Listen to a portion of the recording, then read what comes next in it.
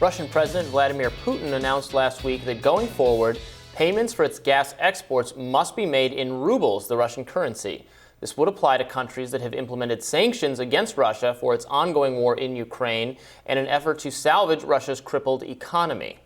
Journalist Egor Kotkin argues Putin's plan might pan out. He recently tweeted, quote, "Nationalization and demand for trade in rubles are surprisingly good decisions that are discussed in Russia right now." He also suggested this strategy, quote, "won't worsen the situation for Russia in any way and might even strengthen the ruble a bit again."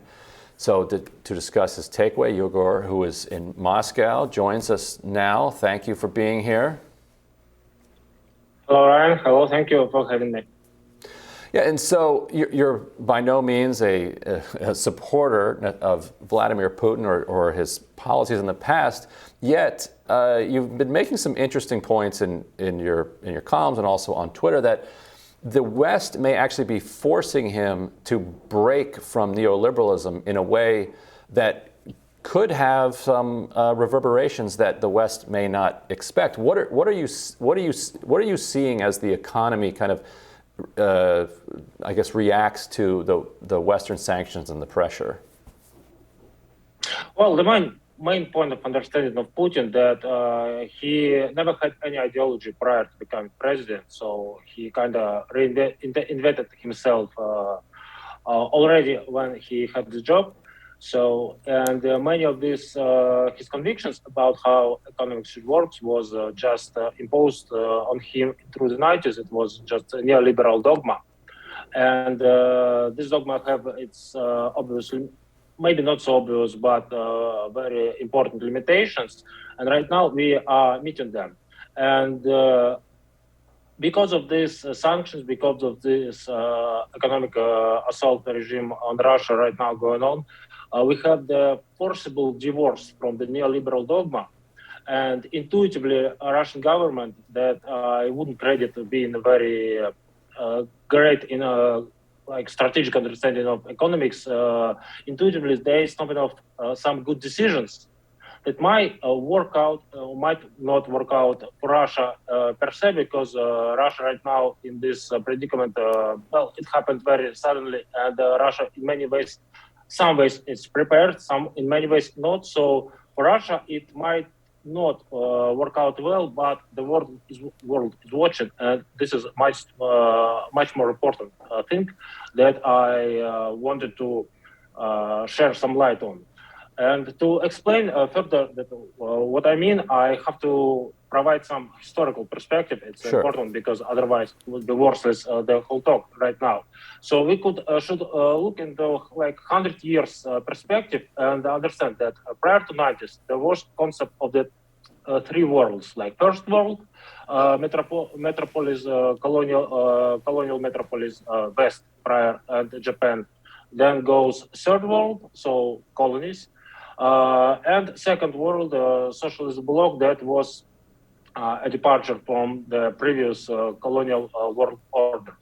Then when in second world still exists, but in reduced example with China and so on. But when in the 1991, Russia obviously departed from the second world, there was obviously it should have one or the other way. And the problem started there because obviously for Russian leadership, because Russia wasn't defeated militarily, they were excited that we are going back in the first world. We are going back to be an empire again. Whereas the rest of the world, the West, saw Russia becoming a colony, a new kind of colony in the neoliberal world order. I'm using neo-colonial and neoliberal as interchangeable when we're talking about international relationship. So in neoliberal world order, a new colony is not directly ordered around from the metropolis, but we still have these relations when we have this comfortable situation when we get to sell you our resources, our intellects, our brains, and so on, and get back a enjoyable stuff like consumerist stuff from the West, but the whole operation controlled and run on the West. So all financial control going on from the West. Currency is the Western currency. So all the resources sold in euros and dollars, they enforce Western currencies, not domestic currencies of the countries. And that created contradiction that playing out right now. So in historic terms, 30 years is just momentarily thing. So what started in 1991, right now this cycle is ending. The contradiction being, the West held a great amount of power, economic power over the rest of the world. And they can control the rest of the world by it, but if they do anything about it, they reveal this power. They reveal that actually there is no new equal world order. There is still colonialism, soft one going on. So if you hold this economic power and let the world act politically, you endanger that they go too far. But if you show this power, you show the rest of the world that they are still very much dependent on the West and controlled by the West. Well, so in 2014, there was first scenario worked out. When Russia annexed Crimea, the West held their economic power over Russia, so sanctions were very mild. So you can say that it emboldened Russia to think, Putin to think that they still will be enjoying this neoliberal world order when we go into sell our resources, get back products from the West, and yet express our imperialist ambitions. But by our, I mean Russian government, not myself.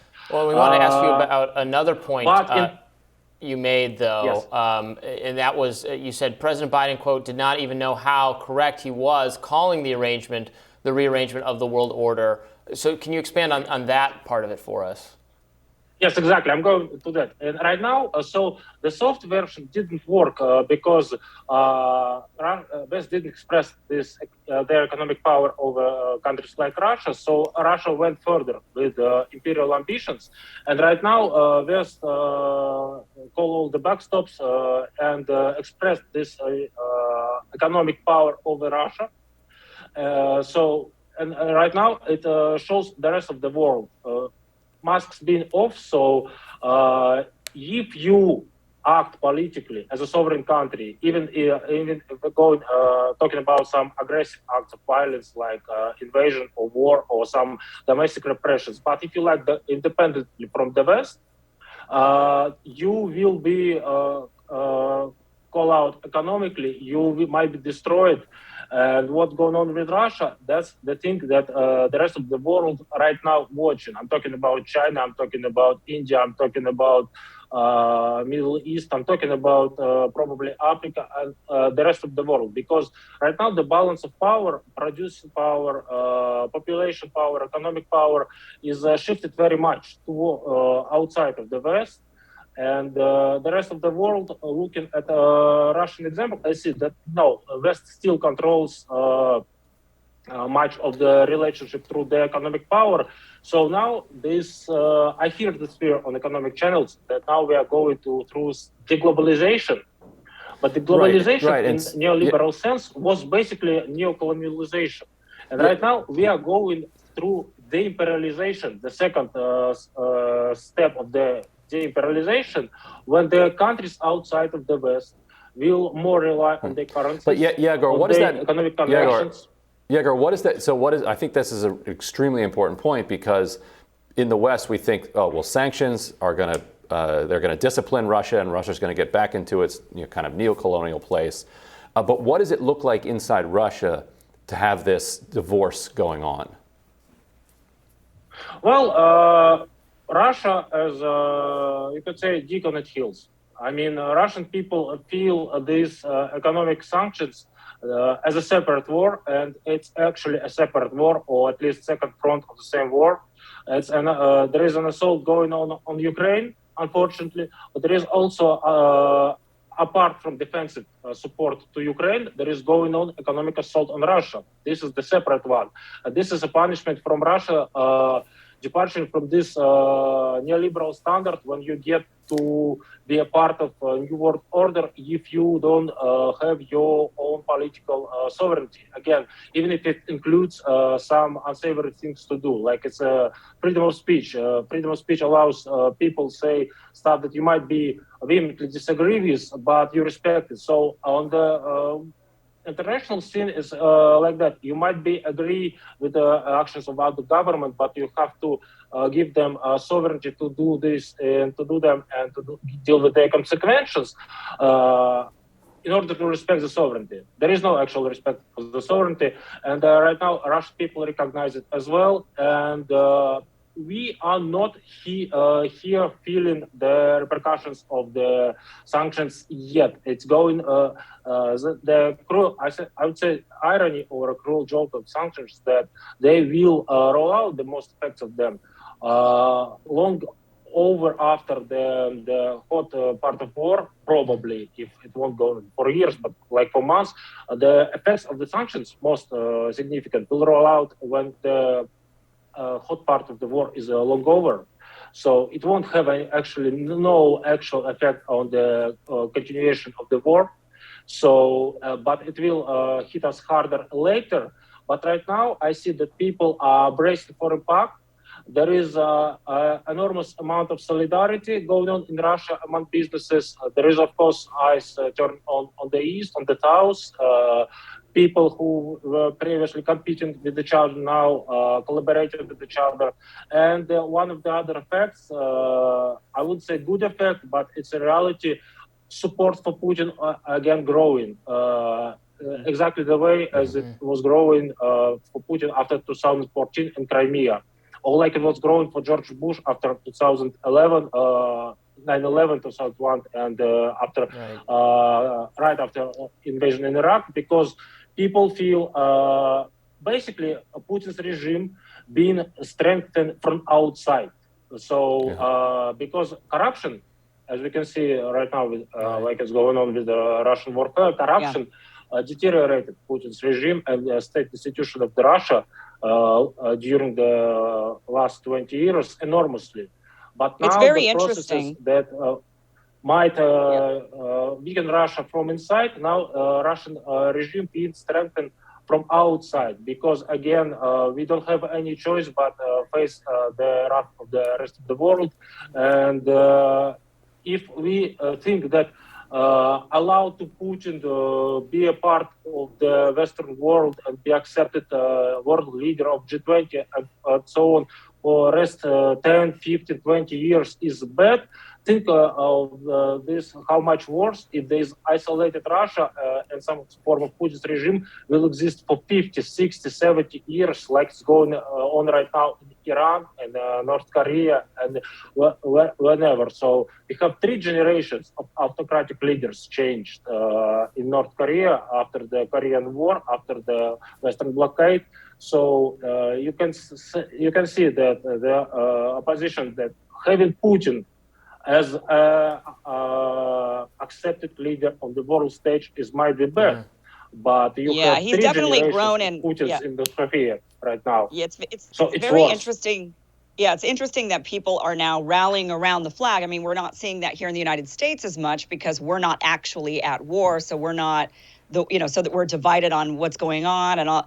But in Russia, it is amazing that this has just had an opposite effect on the people. The people are now feeling the affront of war, as you said, an economic war.